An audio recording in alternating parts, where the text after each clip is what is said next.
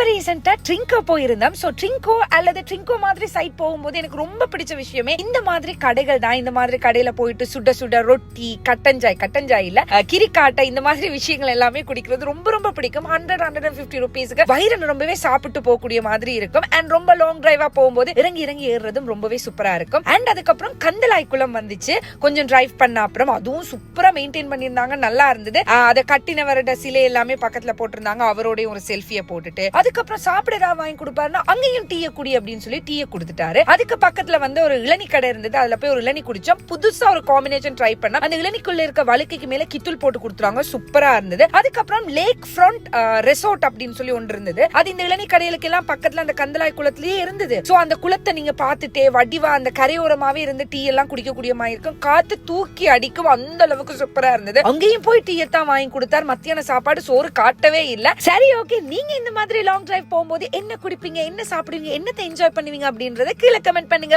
By.